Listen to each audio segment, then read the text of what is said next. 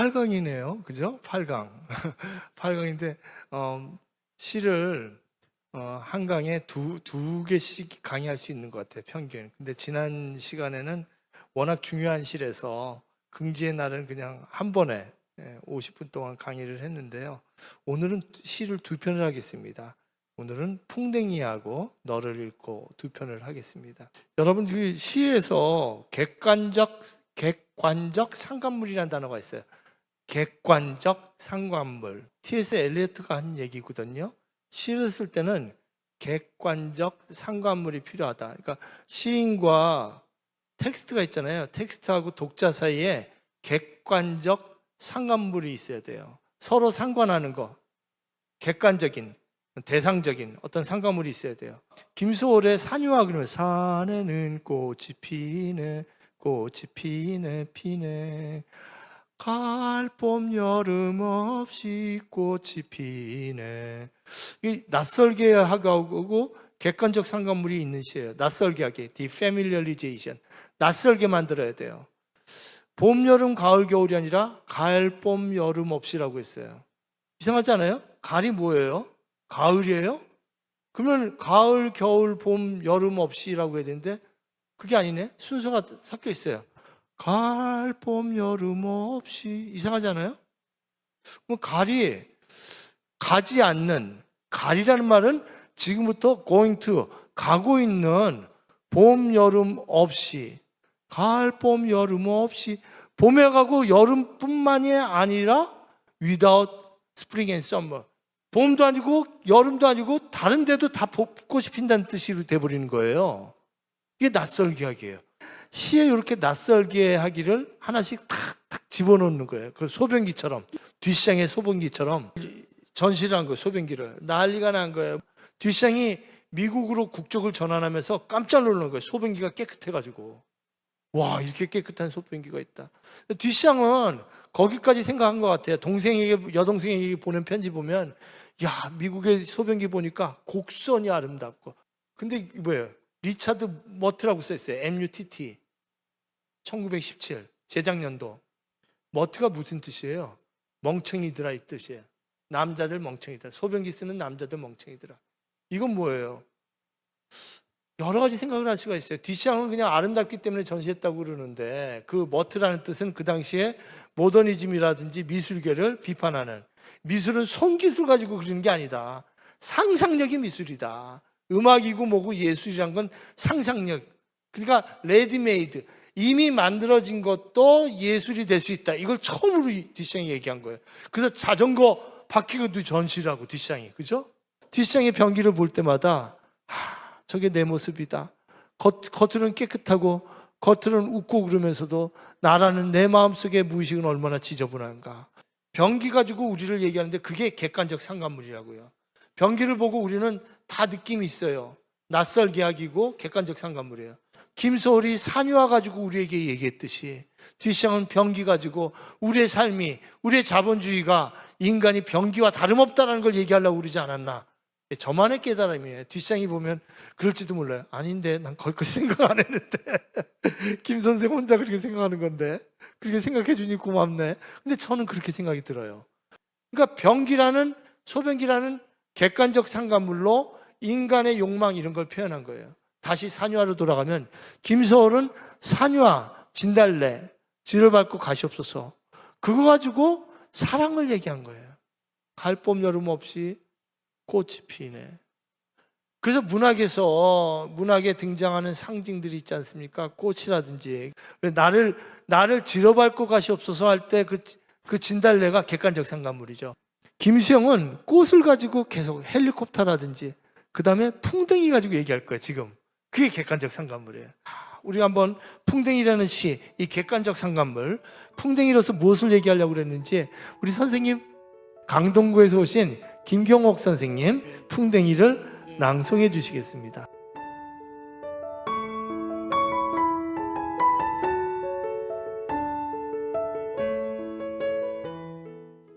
너의 앞에서는 우둔한 얼굴을 하고 있어도 좋았다.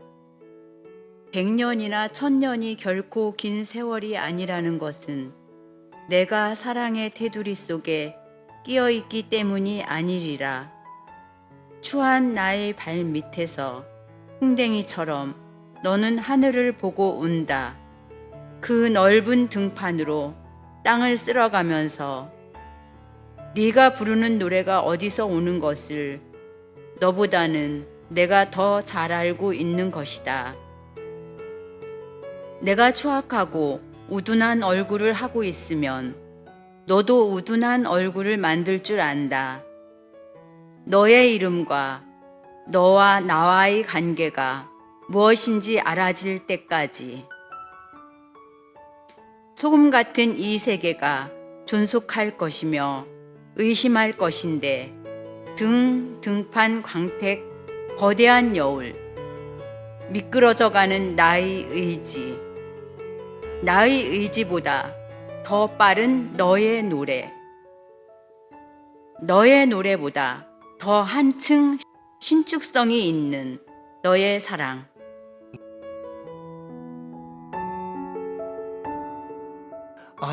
끝이 너의 사랑으로 끝났어요. 그래서 너를 잃고 하고 이어서 제가 강의를 하려고 합니다. 풍뎅이, 그죠? 이게 객관적 상가물이에요. 그죠? 이 풍뎅이로 우리가 서로 시인의 마음을 같이 공유하는 겁니다. 풍뎅이인데, 김수영 시에는 여러 그 객관적 상가물이 많이 나오는데 기계가 많이 나오죠. 이도 나오고, 그죠? 저번에 이 했었죠. 그죠? 그 다음에 벌레도 나오고, 그 다음에 거미도 있었죠. 거미도 나오고. 풍뎅이가 나와요. 근데 우리는요, 존재가 다 벌레예요. 벌레 이야기라는 소설을 쓴 사람이 누구죠?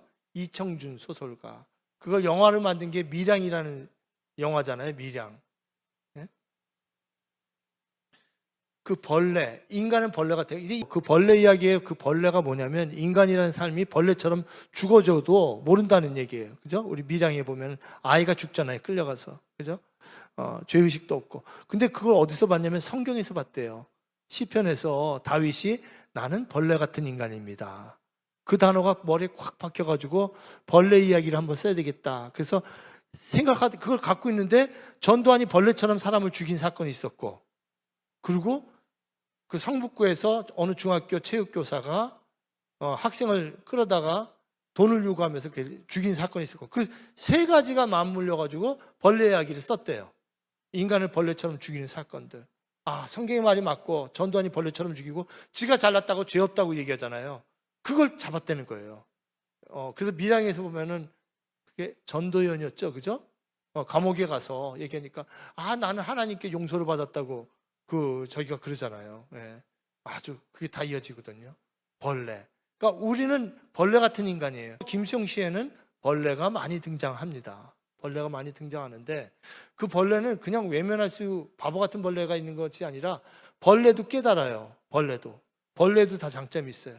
다른 시에 보면 또 특히 벌레는 뭐가 있냐면 우리 인간의 눈은 이렇게밖에 못 보는데 거의 360도 가깝게 본대요. 거의 이 뒤통수 이 옆으로까지 다 보는 거예요.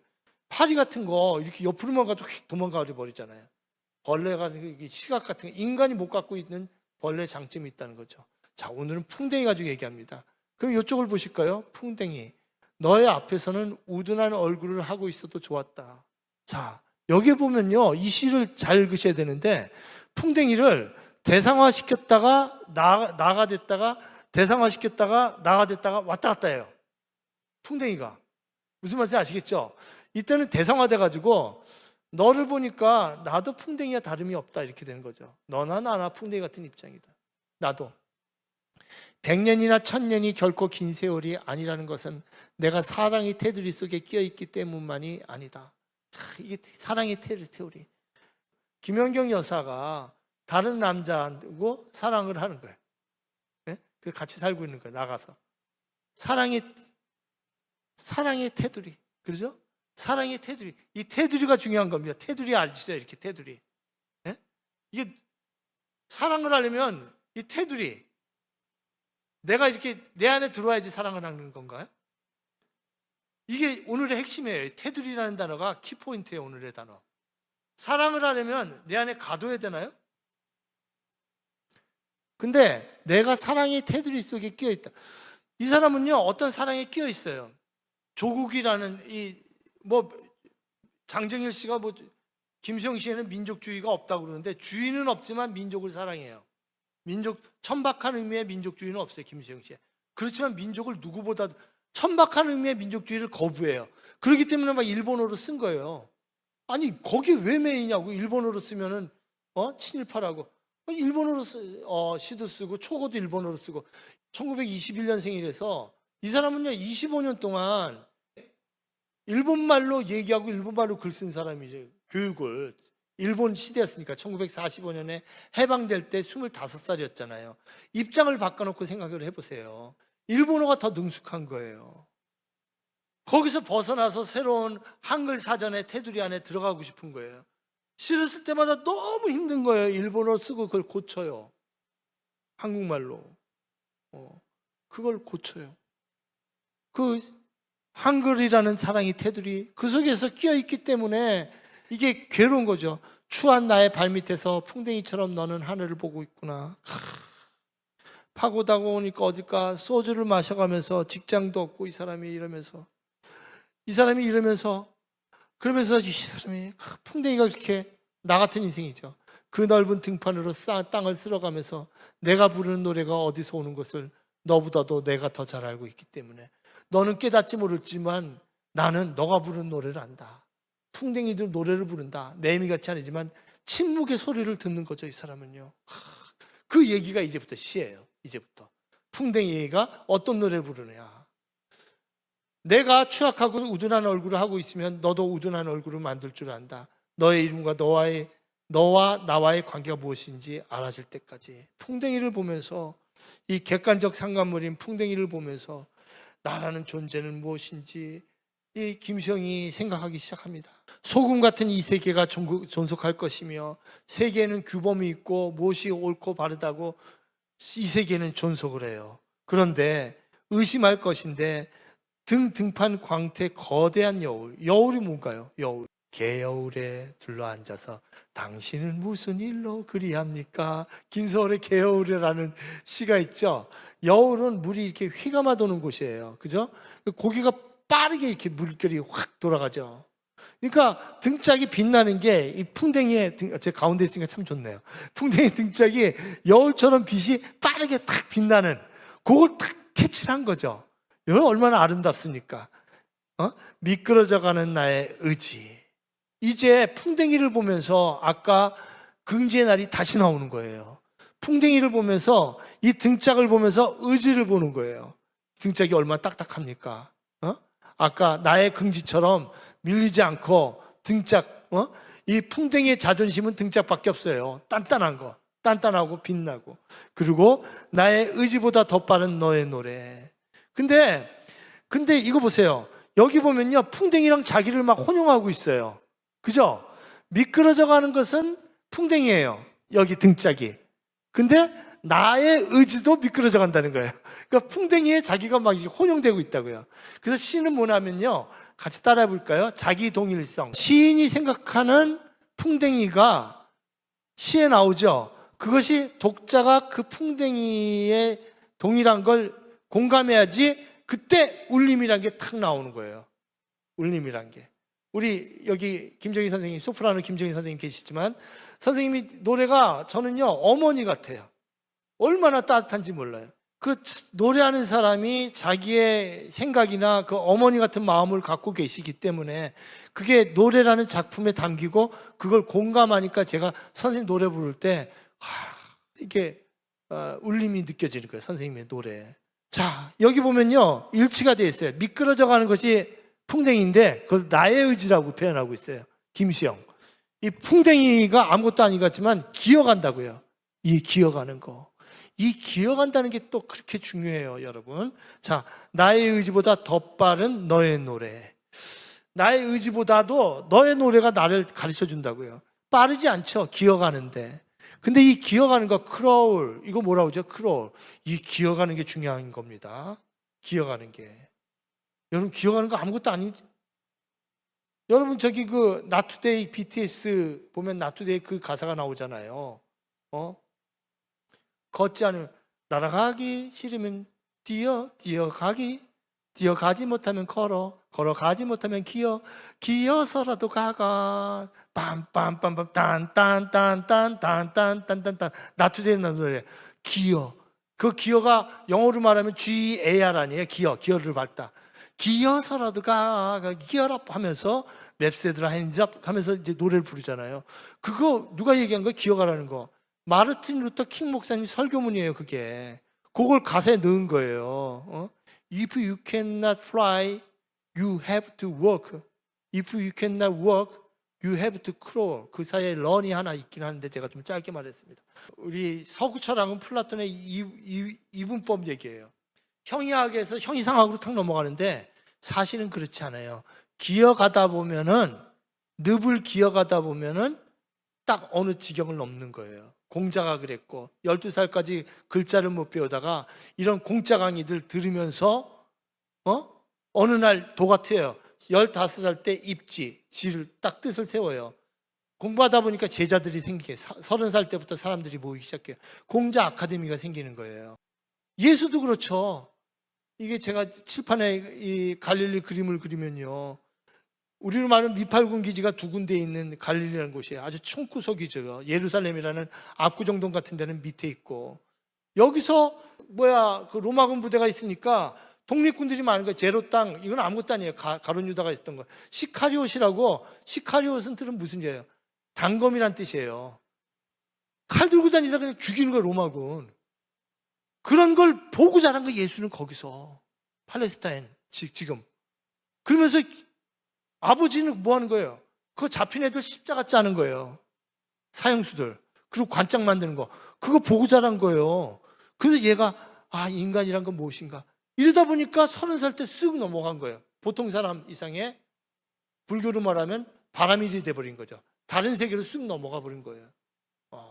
물론 그 다음부터는 자기가 하나님의 아들이란 걸 말하지 말라고 메시아닉 시크릿이라고 그래요. 그거를 그렇게 얘기하지만 기어갈 포 써서 그걸 뭐라고 그러냐면 다 같이 해볼까요?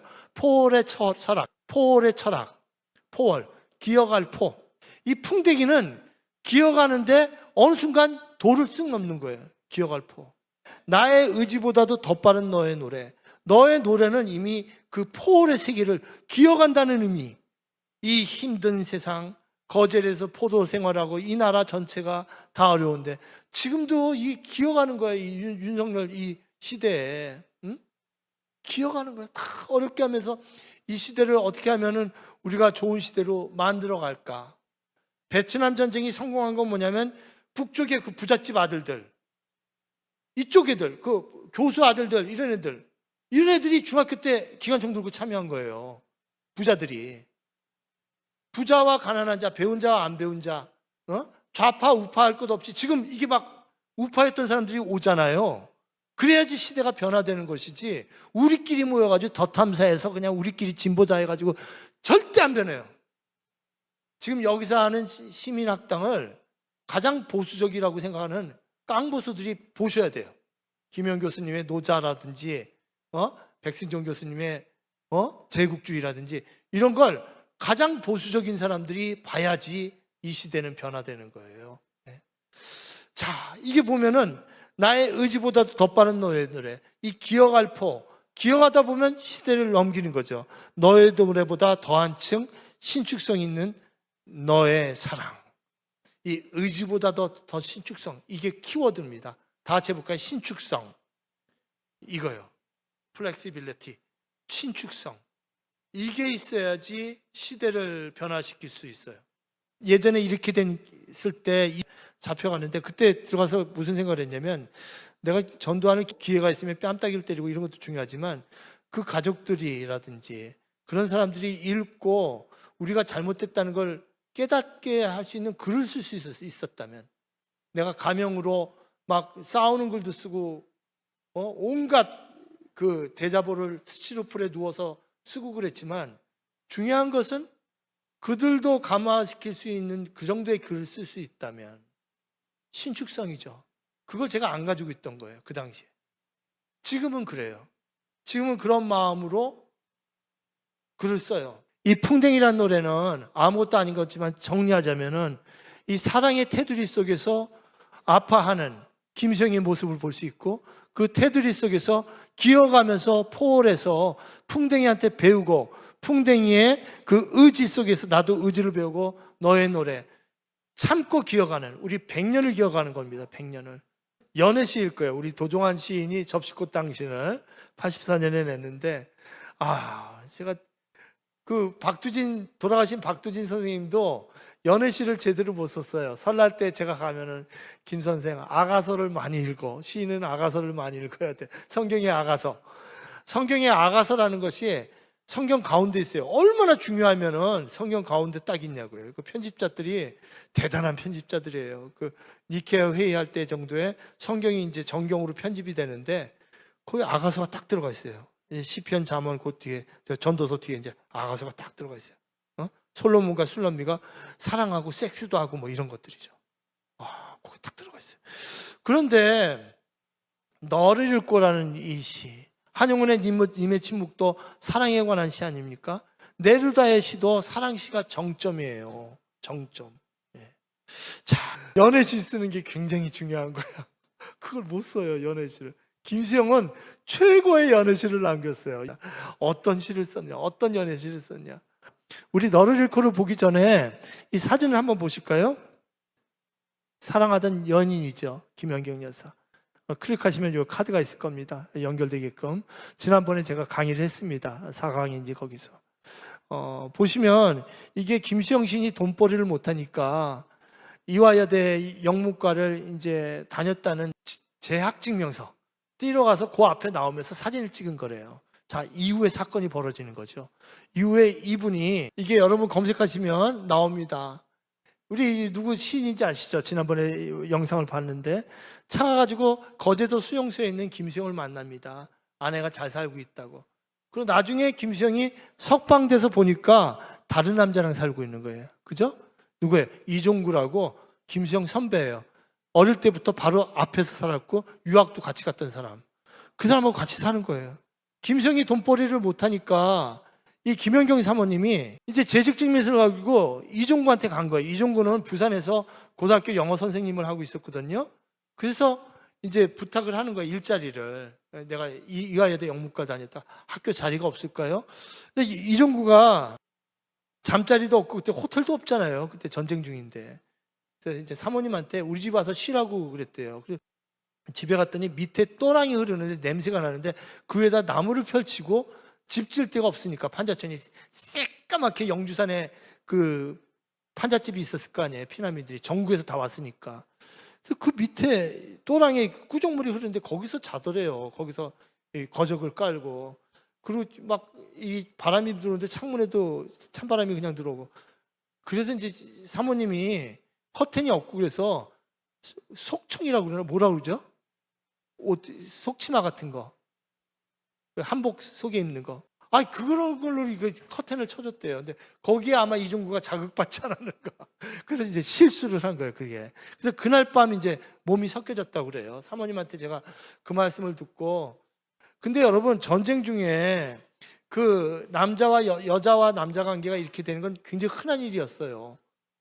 알지도 못하는 남자한테 당하기도 하지만 남편이 오지 않기 때문에 아이를 먹여 살리기 위해서 이 마을 이 남자 저 남자 찾아다니는 이야기가 뭐예요? 여러분, 곤종생이 뭐죠? 몽실 언니 그거잖아요. 몽실 언니, 몽실이 엄마가 아이들 먹여 살려야 되니까 남편이 안 오는 거예요. 전쟁 나가서 6.25 때. 그러니까 그 김연경 여사하고 똑같은 거예요. 지금 상황이. 사과 하나를 가지고 며칠을 먹었다고 그러더라고요. 그 당시에 김연경 여사 먹을 게 없어가지고 또 보리밥을 먹었는데 그게 체해가지고 지금도 보리밥을 못 드신대요. 그 당시에 허겁지겁 먹어가지고 배고파가지고 그런 상황이었죠. 그래서 이제 이종구랑 같이 사는 겁니다. 같이 살 때 그 문장을 보면 김수영이 이제 찾아가는 거예요. 이종구 집에. 6개월쯤 지난 어느 아침 작은 소반을 사이에 두고 마주 앉아 막 밥을 한술 뜨려던 참이었다. 글쎄 그때 불쑥 문이 열렸다. 수영이었다.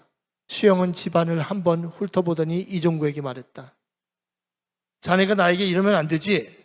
낮으면서도 묵직한 음성이었다.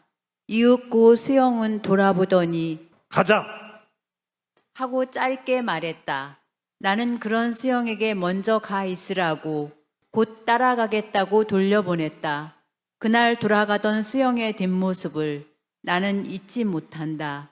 그것은 슬프고 처량하기보다는 당당하고 결연한 모습이었다. 네, 바로 이 무렵의 시입니다. 너를 읽고가. 이런 행동이 있기 전에. 그래서 이종구 씨 키가 어느 정도 되는지 모르지만 김수영 씨 키가 그 당시에는 굉장히 큰 키였는지 모르겠습니다. 그 김수영 씨 가족이 지금도 키가 크더라고요. 자, 이제 너를 읽고를 한번 읽어 보겠습니다.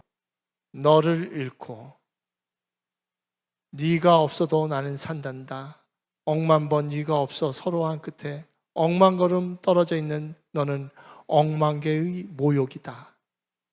나쁘지도 않고 좋지도 않은 꽃들 그리고 별과도 등지고 앉아서 모래알 사이에 너의 얼굴을 찾고 있는 나는 인젠 네가 없어도 산단다.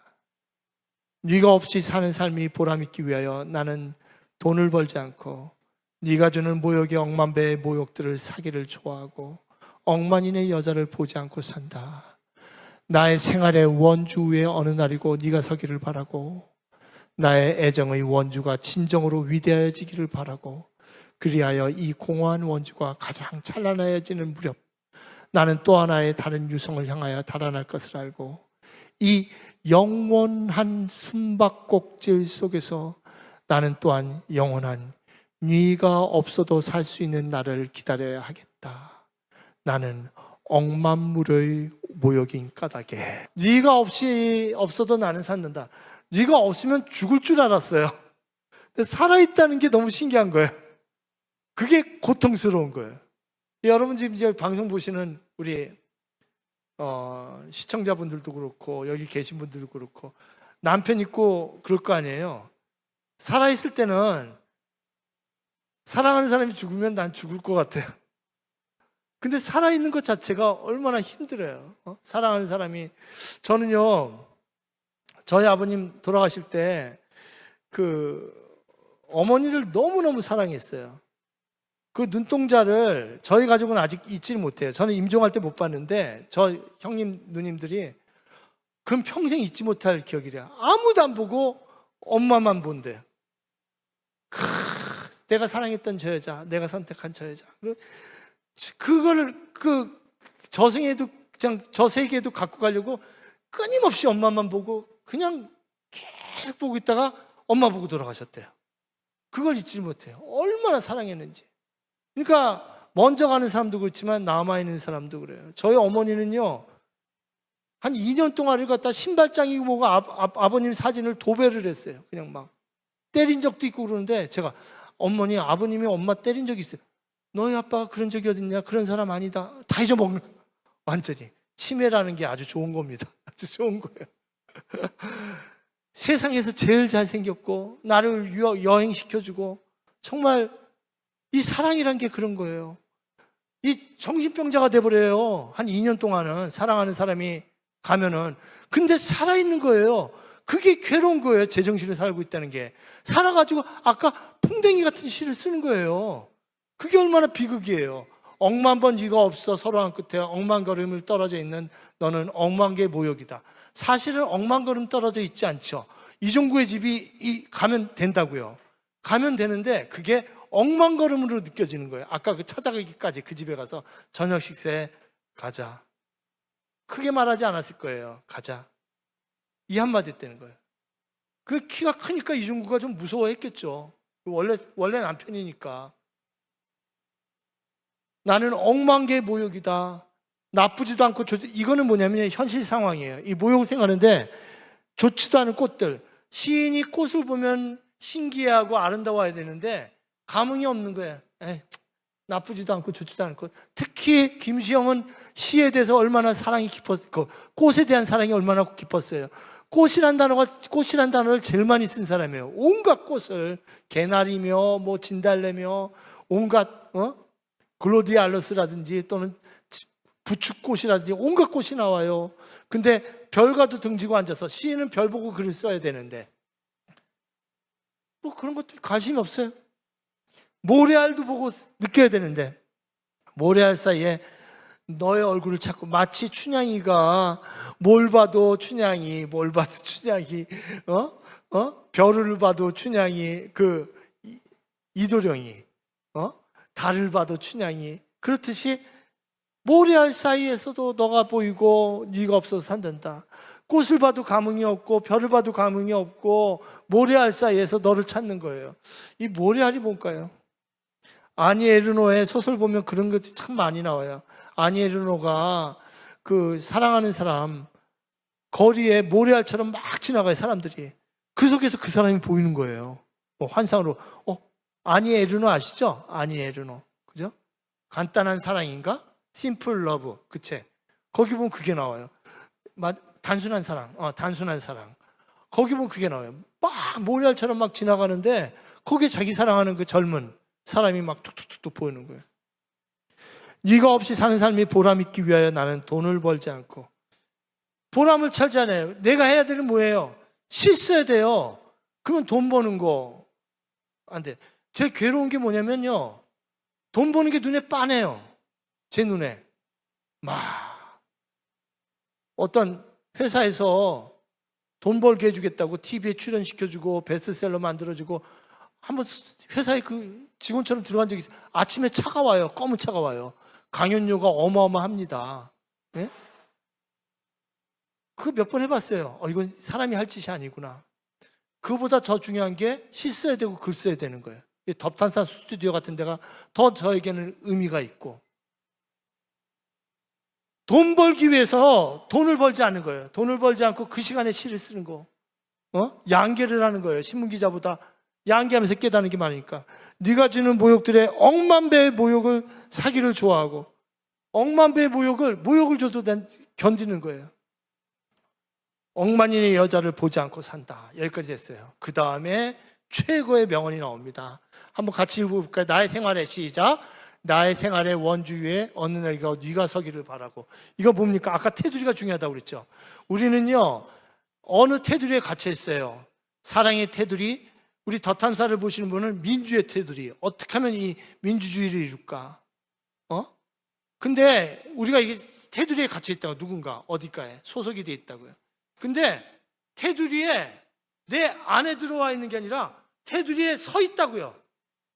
그러면 뭐예요? 나갈 수도 있고 들어올 수도 있다는 거죠. 나의 사랑은 내가 붙잡아두는 사랑이 아니라 자유로운 거예요. 테두리에서 원주 요 서 있기 때문에 나가도 돼요. 내 밖에도 나오고 들어와도 돼요. 중요한 것이 그 다음에 나와요.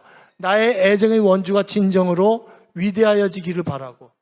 내 원주에 서 있는 너와 나의 사랑이, 자유로운 사랑이 위대해지기를 바라고, 그래야 이 공허한 원주가 가장 찬란해지는 무렵 나는 또 하나의 다른 유성을 향하여 달아날 것을.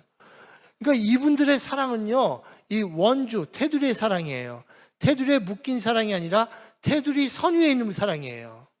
그래서 함부로 김연경 여사가 그렇게 했다고 다른 남자랑 산 적이 있다고 함부로 폄하해서도 안 되고, 김수영이 막 오입하고 막 이렇게 다녔잖아요. 그걸 용인하는 부부라고요. 이 부부가 이게 우리 상식으로 당신 588 지금으로 하면 종3이죠. 종3. 지금 종묘 앞이 창녀촌이었잖아요. 거기서 자고 왔어? 이런 얘기를 뻔히 하는 그 부부예요. 미인 소설가가 오면은 그냥 발에다 주고 와. 그리고 나갔다 오면 그 방죽이 길게 있는데 마포구에 그냥 들어오면 키스라도 하지 않았나? 껴안고 좀 오지? 이런 얘기를 사모님 농담으로 할 수 있는 그런, 어떻게 보면 사르트르와 보바르 같은 사랑이라고요. 일반인들은 사랑을 이해를 못하죠. 사르트르가 보바르랑 계약 결혼할 때 3가지 있지 않습니까? 그 중에 2번째가 뭐였죠? 사랑을 할 때 바로 이 사랑이에요.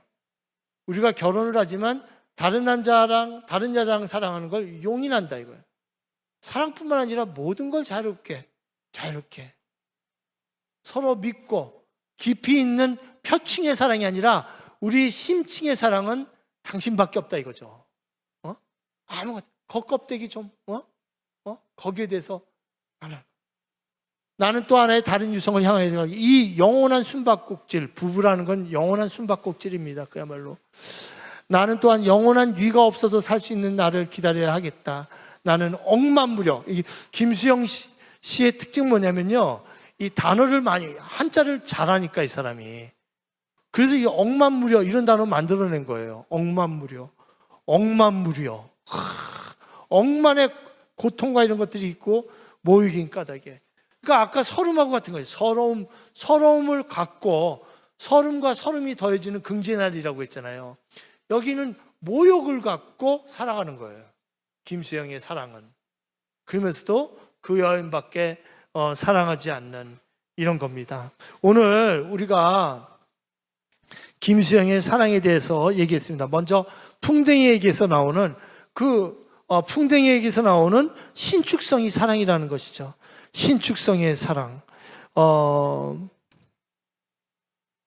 네가 없어도 산단다. 진정한 사랑은 테두리 안에 나를 가두는 것이 아니라 자유롭게 하는 사랑이 아닌가, 이런 생각을 해봤습니다. 오늘 여러분 사랑에 대해서 생각하면서 우리는 어떤 테두리 안에서 혹시 내가 사랑하는 사람을 가둬두지 않았는지, 아니, 자유롭게 원주에 세워두고 자유롭게 하는 것, 서로 믿고 살아가는 게 좋지 않은지 한번 생각해 보시면 어떨까 합니다. 오늘 여기까지 하겠습니다. 고맙습니다.